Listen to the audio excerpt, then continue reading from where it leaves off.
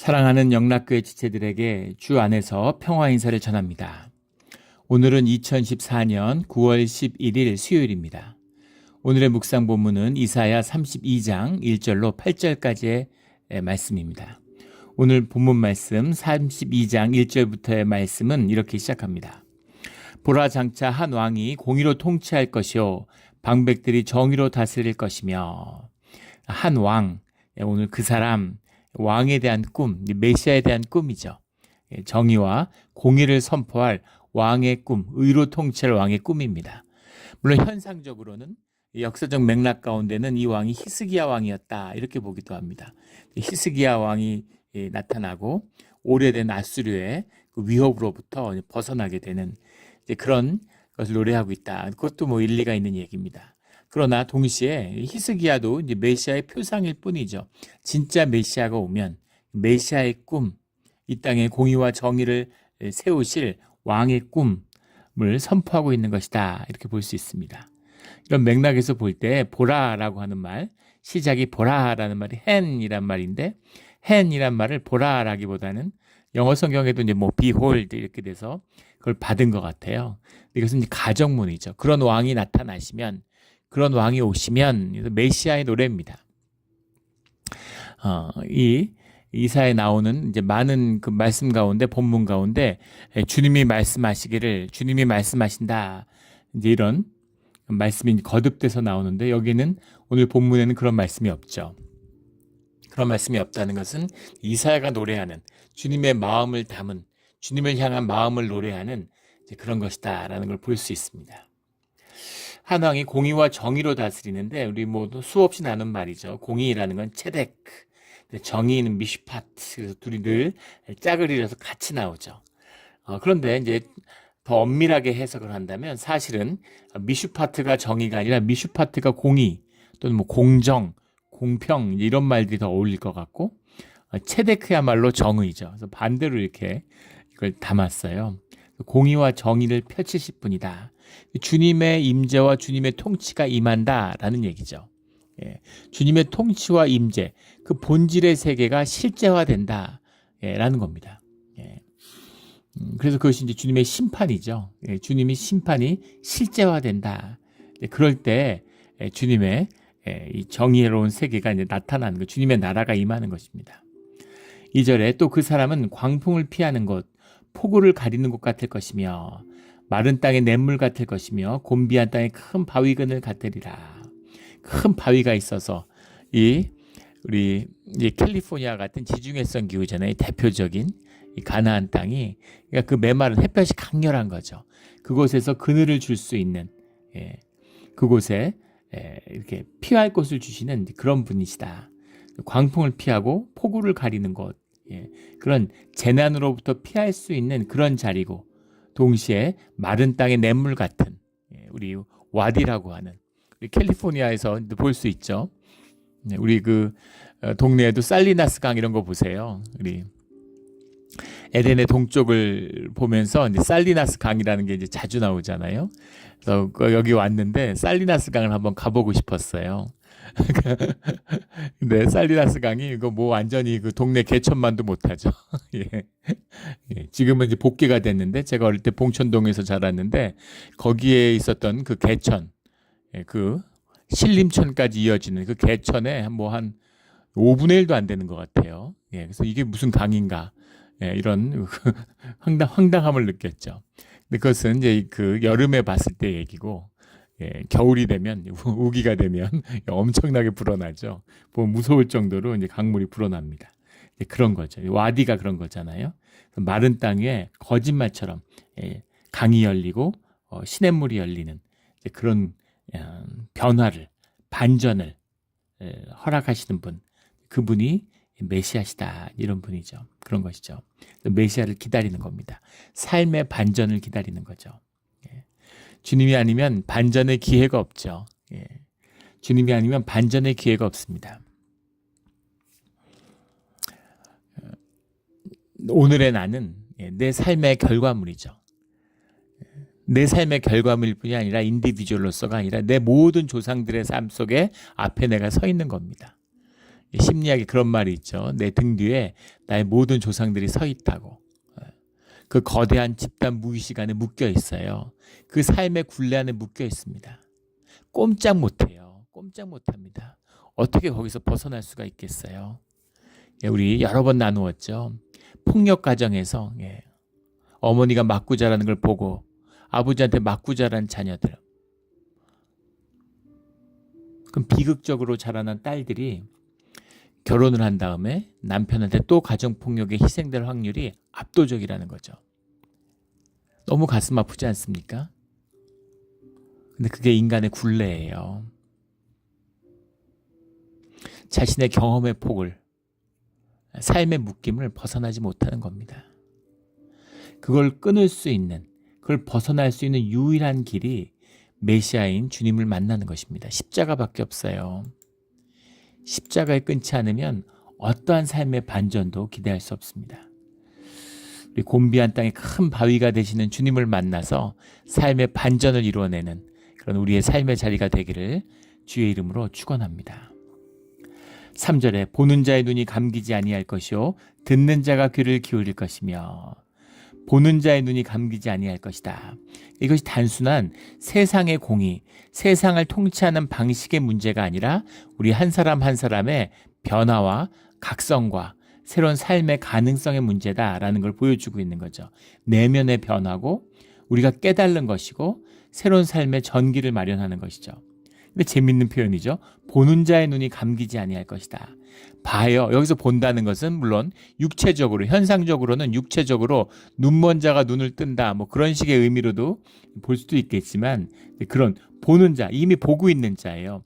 보고 있는 자, 우리가 눈을 다 뜬 자죠. 보고 있어요. 보고 있지만 보지 못하는 거죠. 뭘 봅니까? 세상을 바라보고 있는 거죠. 세상을 바라보고 있는 겁니다. 파도치는 바다 위를 바라보고 있는 거죠. 근데 보는 자의 눈이 열리면 뭘 보게 되나요? 현상을 보는 것이 아니라 본질을 보게 되는 겁니다. 실제를 마주하게 되는 거죠. 그 실제를 마주하게 되는 자들, 그런 자들은 주님을 바라보는 겁니다. 바다를 바라보는 게 아니라 주님을 바라봐요. 새로운 삶을, 현상 가운데 새로운 삶의 가능성이 열리는 것이죠. 실제가, 본질이, 영혼의 세계가 열리는 겁니다. 그래서 보는 자들, 진짜 봤다면 그 보는 자의 눈이 감기지 아니할 것이다. 진짜 봤다면 삶으로 살게 돼 있습니다. 삶으로 못 사는 이유는 진짜 보지 못했기 때문이에요. 물론 거기에 하나의 함정이 있긴 하죠. 보는 자들, 실제로 봤다면 그러면은 갈등이 일어나게 됩니다. 갈등이 일어나죠. 우리 혈육을 입고 있는데 영의 세계를 봤으니까. 현상을 바라봤는데 현상을 개념적으로 생각으로 이해하는 것이 아니라 그것을 봤기 때문에 깨달아 알게 되는 거죠. 깨달아 알게 되면 내면에 갈등이 있어요. 그 갈등을 가지고서 우리가 그 실제를 직면하게 되면 초월이 일어나는 겁니다. 이것이 영의 비밀이죠.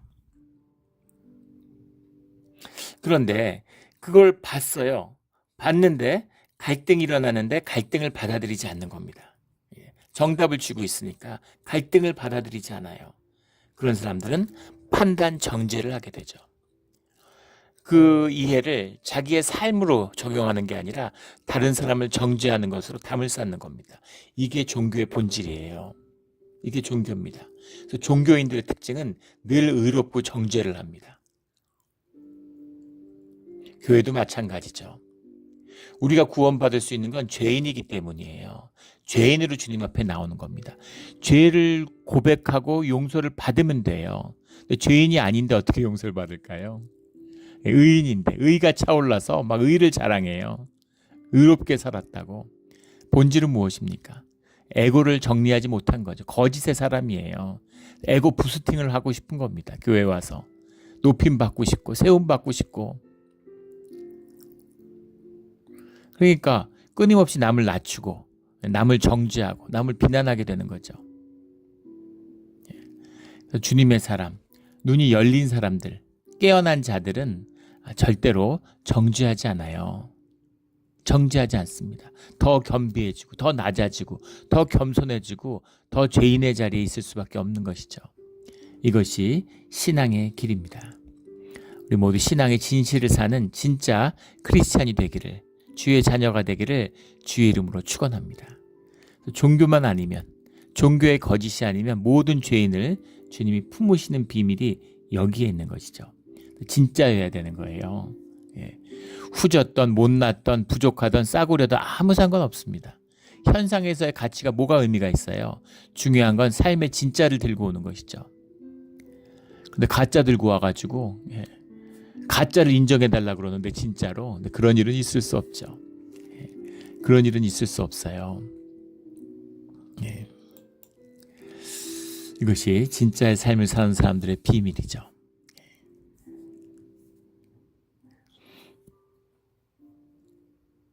보는 자의 눈이 감기지 아니할 것이요 듣는 자가 귀를 기울일 것이며. 듣는 자, 이미 듣고 있어요. 듣는 자예요. 그런데 귀를 기울일 것이며, 그 말씀의 뜻을 깨달아 알게 된다는 거죠.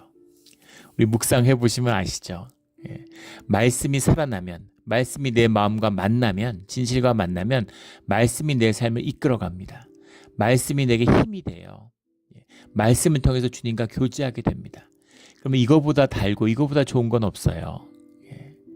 그래서 뭐 묵상을 하라 마라 할 필요가 없습니다. 물론 처음에는 모든 걸 그렇듯이 운동의 기쁨과 유익을 알 때까지 막 운동을 하라고 그러죠. 그런 것처럼 해봐라, 해라 막 이렇게 하지만 거기에 맛이 들리면, 그 맛이 무언가를 맛을 진짜로 보면, 그러면 목숨을 걸고 이 묵상과 말씀을 지키는 겁니다. 이게 신앙의 길이에요. 예배도 마찬가지죠. 근데 뭐 교회를 나오니 안 나오니, 왜 교회 빠졌냐, 뭐 말씀 묵상을 했니 안 했니, 종교의 행위죠. 무슨 의미가 있을까요? 종교의 굴레를 씌워가지고 막 정죄하고, 왜 교회 안 나오느냐, 예배 안 나오느냐, 막 이런 식으로. 그래서 매일 나오면 뭐 할까요? 진짜 살아계신 주님을 만나지 못하는데, 화목을 공동체와 이루지 못하는데, 삶의 진실이 아니라서 코이노니아가 일어나지 않는데, 마음이 합하면 물질도 합하게 돼 있습니다. 물질도 합하게 돼 있어요. 그게 진짜 신앙의 모습입니다. 그런 말이 있죠. 신앙을 보고 싶으면 헌금을 보면 된다고. 연보죠. 연보를 보면 알 수 있습니다. 삶이 나눔이잖아요. 그걸 보면 그게 삶의 실제예요. 삶의 실제입니다. 진짜라면 나눌 수밖에 없는 거죠. 진짜 가족이라면 집에서 내가 뭐 맛있는 거 하나 먹었는데 사람들하고 나눠 먹게 돼 있는 거죠. 저도 이제 목사로서 교인분들이 이제 맛있는 거 많이 사주시죠. 진짜 맛있는 걸 먹으면 애들 생각이 납니다. 그러면 제가 이거 좀 이렇게 투고로 좀 싸주시면 안 되냐고 이렇게 얘기를 해요. 그 말하는 게 옛날에 처음에 쉽지 않았습니다. 그 말하는 게 쉽겠어요? 어떻게 보면 되게 좀 구차스럽고 치사스러워 보이잖아요. 근데 지금은 뭐 그런 게 없죠. 가족인데 맛있는 거니까 싸가서 애들도 좀 먹여야죠. 그런 겁니다. 한 가족이라면, 한 지체라면 나누게 돼 있는 거죠. 우리 교회도 그 유스 자매가 그 유스 수련회를 갔다 온 다음에 은혜가 됐는지, 또 교회에서 이제 말씀 이런 거 나누면서 은혜가 됐는지 뭘 자꾸 나누려고 그래요. 뭘 자꾸 가져와서 나누려고 그럽니다. 근데 그걸 보니까 그렇게 예쁘고 귀여울 수가 없죠. 마음이잖아요. 뭔가 나누고 싶은 거죠. 뭔가를 나누고 싶은 겁니다. 이런 귀한 마음, 그런 귀한 마음을 주님이 주시는 거죠. 주님만에 열리는 거죠. 보는 자의 눈이 감기지 아니할 것이요 듣는 자가 귀를 기울일 것이다. 이 말씀입니다. 점점 더 말씀이 열리는 거예요. 있는 자는 더하고 없는 자는 있는 것마저 빼앗기게 된다. 점점 더 마음이 열리고 은혜를 받을수록 더 큰 은혜를 사모하고 더 큰 은혜를 만나게 되는 거죠. 우리 눈이 열리고 귀가 닫히지 않는 그런 우리의 신앙의 자리가 되기를 주의 이름으로 축원합니다. 4절에 조급한 자의 마음이 지식을 깨닫고 어눌한 자의 혀가 민첩하여 말을 분명히 할 것이라. 주님이 오시면, 주님의 통치가 임하면, 주님의 임재가 함께하면 조급한 자의 마음이 지식을 깨닫고, 조급한 자라는 게 님하림 뭐 그런 뜻이 님하림이라는 말인데, 이 영어로 하면 hasty, 서두르는 거죠. 조급한 자가 누굴까요? 우리죠. 현상의 사람들, 혈육의 사람들은 조급해요. 왜냐하면 현상을 살기 때문입니다. 현상이 보이는데 현상을 쫓으니까 현상이 계속 변하잖아요. 정신없는 거예요. 정신없는 겁니다. 예전에 많은 비유 들었었죠. 주식하는 사람들, 주식이 있는 사람, 주식 있는 사람들이 돈 벌고 자산이 있는 사람들, 자산 소득으로 부자 되는 거잖아요. 그런데 현상에 발을 담그고 있으면 불안한 거죠. 두려운 거예요. 현상이 계속 요동치니까 남들보다 돈 더 벌어야 되잖아요. 그래서 주식을 하는 사람들은 늘 불안하고 늘 쫓기는 거죠.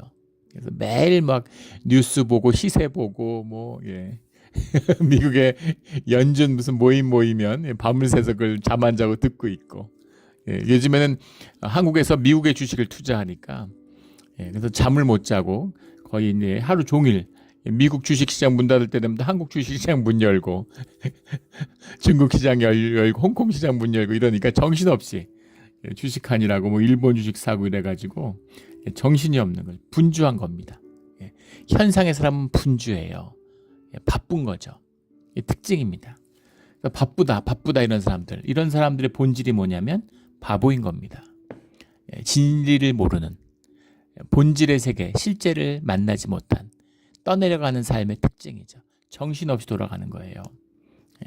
하루가 25시간이다 이러고 살아가는 거죠. 열심히 했는데 열심히 모았는데, 우리 전에도 나눈 적이 있죠. 이사 10번 했는데 강남에서 반포에서 시작해가지고 뭐 방배로 서초로 뭐 압구정으로 뭐 역삼동으로 쭉 타고 돌았는데 청담동까지 다 돌고 나니까 결국은 반포가 제일 비쌌더라는 거 아니에요? 그래서 이사 다니고 뭐 계속 바쁘죠. 여기가 좋다 저기가 좋다. 바쁜 것, 조급한 자입니다. 그의 마음이 지식을 깨달아요. 지식이라고 해석했는데 야다라는 말이죠. 야다라는 게 깨달음이잖아요.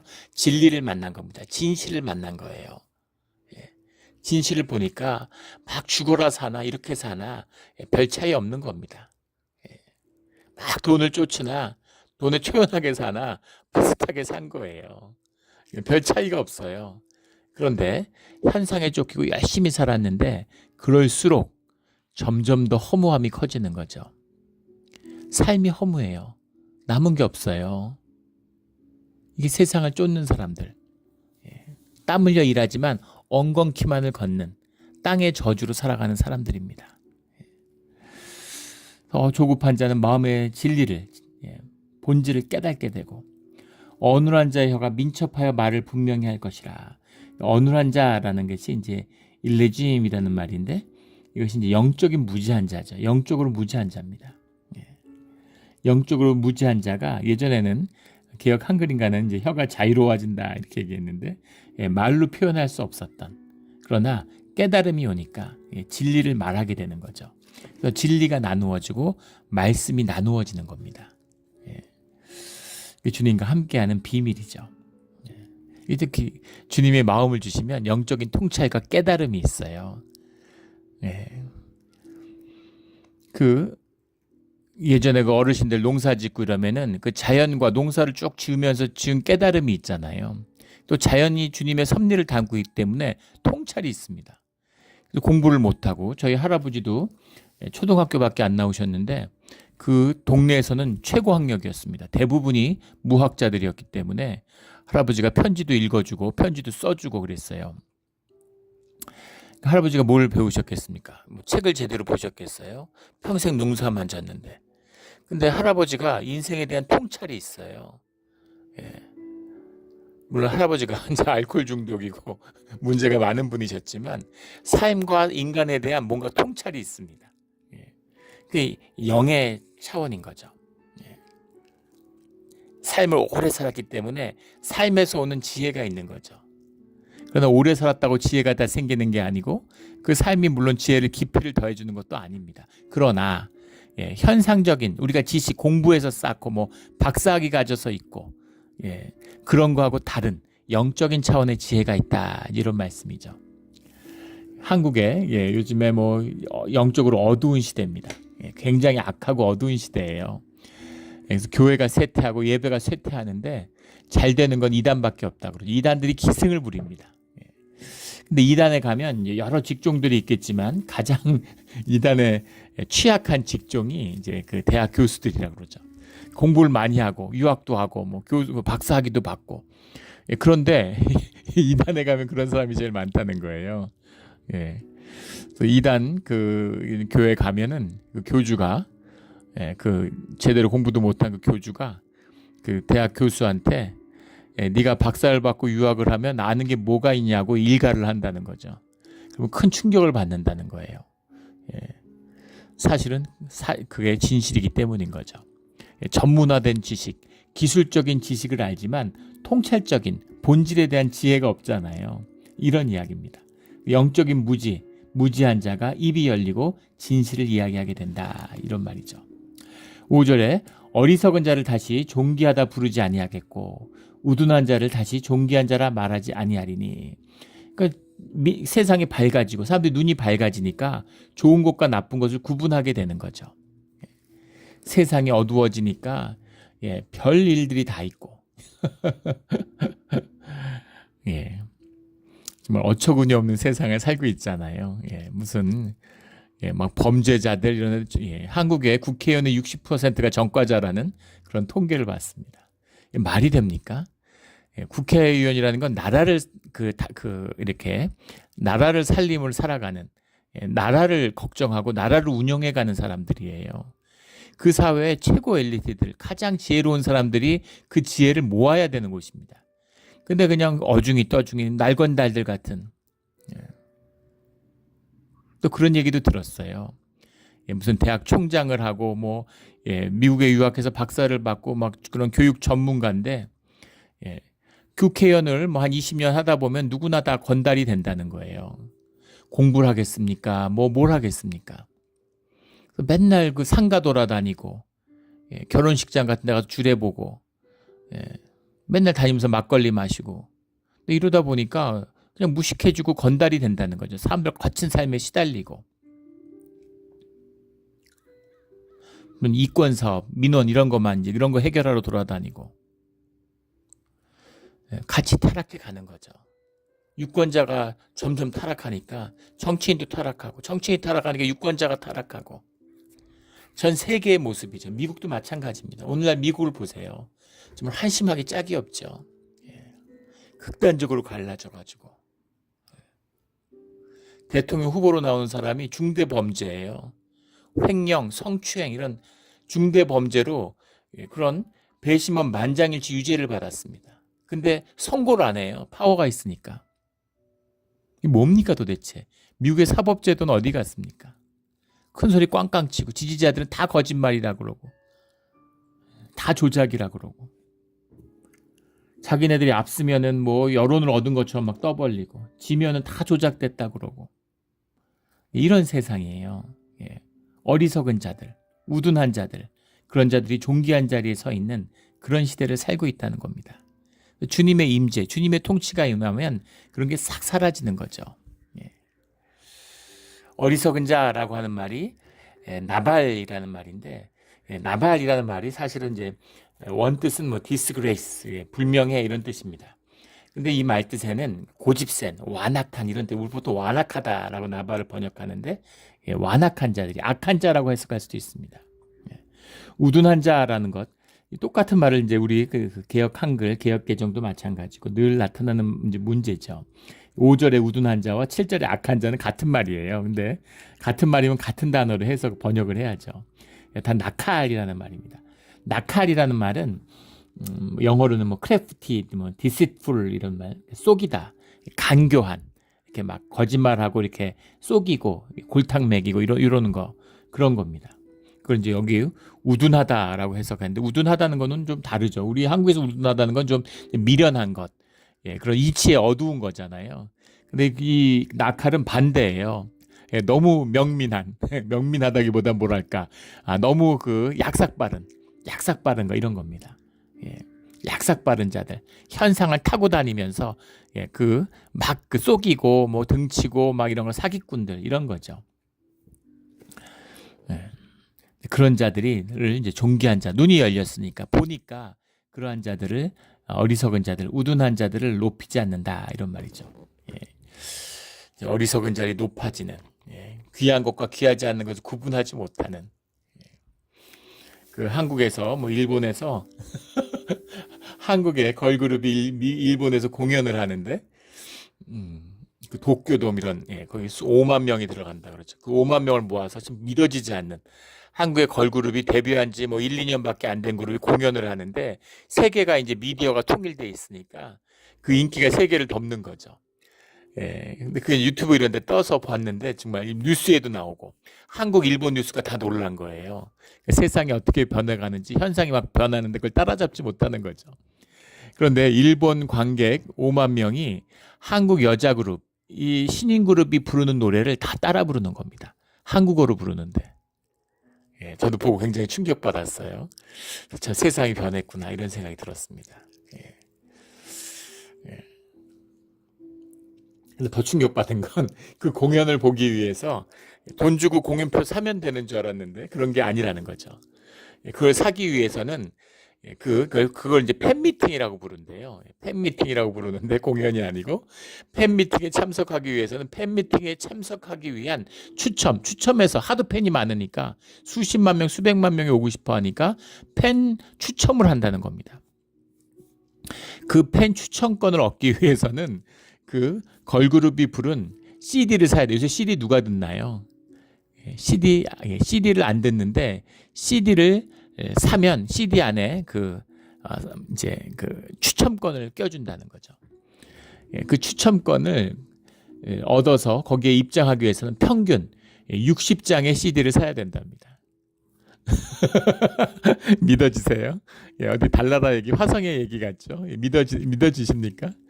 CD의 전성기, 한 25년 전에 CD롬이 전성기에도 100만 장을 넘기는 앨범이 세계적으로 희귀했는데 한국의 그런 뭐 이런 아이돌 그룹들, 남자 그룹, 여자 그룹들이 평균 한 해 500만 장 이상의 CD를 판답니다.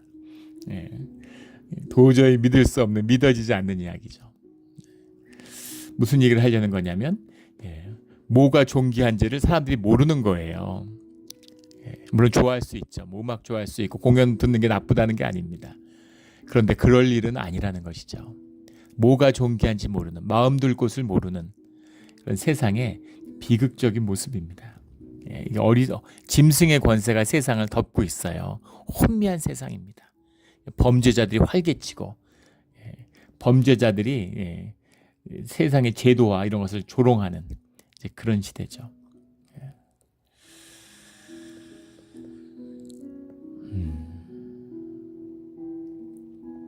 6절에 이는 어리석은 자는 어리석은 것을 말하며 그 마음에 불의를 품며 간사를 행하며 패역한 말로 여호와를 거스리며 줄인 자의 속을 비게 하며 목마른 자에게 마실 것을 없어지게 하며 이게 이 완악한 자들, 악한 자들의 통치가 만들어내는 세상의 모습입니다. 뭐 말할 것도 없죠. 세상에 수많은 수십 개의 말도 안 되는 독재 국가들이 너무 많아요. 아프리카나 뭐 제3세계 나라들 보십시오. 정치가 얼마나 무서운 것인지. 더 말할 것도 없죠. 가장 극단적인 형태가 북한이죠. 북한이 훨씬 잘 살았다는 거 아니에요. 60년대까지. 일제시대 때 대부분의 산업시설이 북한에 있었죠. 북한이 자원도 많고 전기도 풍부하고. 6.25 직전에 이제 북한이 전기를 끊는 것으로 남한을 괴롭혔잖아요. 대한민국을. 그런데 모든 걸 한반도에 있는 것 중에 좋은 건 다 북한에 있었는데 그런데 사반세기가 지난 지금을 보십시오. 한국은 세계적으로 부유하고 잘 사는 나라가 됐고 북한은 세계 최빈국 중에 하나입니다. 예멘, 네팔 수준이죠. 어떻게 이렇게까지 됐을까? 이것이 어리석은 완악한 자들의 통치가 부르는 김일성, 김정일 같은 그런 것들을 존귀하게 높이고 존귀함을 잃어버린 인간성이 황폐화된 땅이 저주를 부르는 그런 결과인 거죠. 목마른 자에게 마실 것이 없어지게 하며 줄인 자의 속을 비게 하며 혈육의 정치, 고깃국에 립밥 먹여주겠다고 시작해가지고 사람들을 때로 굶어 죽게 만드는 이런 결과를 불러오는 것입니다. 7절에 악한 자는 그 그릇이 약하여 악한 계획을 세워 거짓말로 가련한 자를 멸하며 가난한 자가 말을 바르게 할 자도 그리함이거니와. 예. 가련한 자를 멸하며 불쌍한 사람들을 이게 참 이 악한 자들, 속이는 자들의 그 참 나쁜 거죠. 참 가슴 아픈 얘기입니다. 약한 자들, 가난한 자들 것을 더 뺏어요. 그리고 가난한 사람들 더 정치가 폐역하고 제일 큰 피해자들이 가난한 사람들이죠.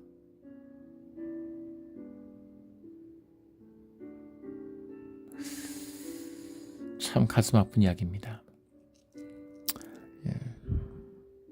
속이는 자들. 8절에 존귀한 자는 존귀한 일을 계획하나니 그는 항상 존귀한 일에 서리라. 존귀한 자, 나디브라는 말인데, 나디브라는 말이 이제 관대한, 제너러스 이런 말도 있지만 자원하는 이런 뜻도 있습니다. 원래는 나답이라고 하는 말에는 그 기원은 뭐 임펠, 강요하는, 뭐 인사이트 이런 뜻이 들어있어요. 그러니까 높다는 뜻, 높은 자다 이런 뜻이 들어있는 거죠. 이건 현상적으로 높은 자가 아니죠. 앞에 나왔던 조급했고 어눌했지만 눈이 열리고 귀가 열린 자들이죠. 존귀한 자가 되는 거예요. 우리 예전에 나눈 적이 있죠. 우리 성경 공부하다 보면 우리 왕 같은 제사장, 우리가 왕 같은 제사장으로 부름을 받았다. 이런 말씀을 나누면 그런 질문하는 분들이 꼭 계세요. 다 왕이면 누가 신하냐고. 그거는 세상적인 어떤 위계나 포지션을 얘기하는 게 아니죠. 캐릭터를 얘기하는 거다. 이렇게 말씀을 드려요. 성경의 표현들이 다 그렇잖아요. 우리 2500년 전, 2000년 전, 3000년 전에 이하에 쓰여진 거니까 이 말씀들의 표현들이 담고 있는 그 시대의 뜻인 거죠. 왕이 가지는 자유함, 왕이 가지는 영향력, 왕이 가지는 그 어떤 의지, 선한 의지 표현할 수 있는 그런 것들을 의미하는 거죠. 존귀하다고 하는 게 무슨 뭐 비단옷 걸치고 무슨 쇠사슬 금사슬 걸었다고 해서 존귀한 게 아니라 주님의 사람이기 때문에, 진실에 눈뜬 자이기 때문에, 영원을 사는 자이기 때문에, 생명을 꽃피운 자이기 때문에 존귀한 것이죠. 그래서 존귀한 자는 존귀한 일에 계획하나니 그는 항상 존귀한 일에 서리라. 서리라라는 말이 쿰이라는 말입니다. 쿰이란 말이 나무가 자라나는 거예요. 그 생명이 자라나는 거죠. 인격이 자라나는 거죠. 진짜이고 생명인 것은 자라납니다. 꽃은 어떤 꽃이든 자라나요. 나무는 어떤 나무든 자라납니다. 그런데 가짜 꽃 이런 것은 아무리 아름답고 화려해 보여도 썩어지지 절대 자라지 않죠. 이것이 생명의 비밀입니다. 생명, 본질의 세계를 만나는 그런 우리 신앙의 길이 되기를, 메시아의 꿈으로 자라나는 우리의 생명이 되기를 예수 그리스도 이름으로 축원합니다. 아멘. 기도드리겠습니다. 하나님 아버지 감사합니다. 우리가 눈이 먼 자고 귀가 먹은 자였습니다. 주님의 말씀으로 눈이 떠지고 귀가 열려서 말씀을 먹고 마시며 들으며 살아가는 사람이 되었습니다. 이 은혜가 끊어지지 않게 하시고 우리가 늘 심판이 실제라는 것을 믿고 살아가는 그 삶의 실제가 되어서 삶의 고난을 이기는 자가 되게 하여 주시옵소서. 고난 속에서 삶과 생명이 피어나는 자가 되게 하여 주시옵소서. 감사하며 예수 그리스도의 이름으로 기도드렸습니다. 아멘.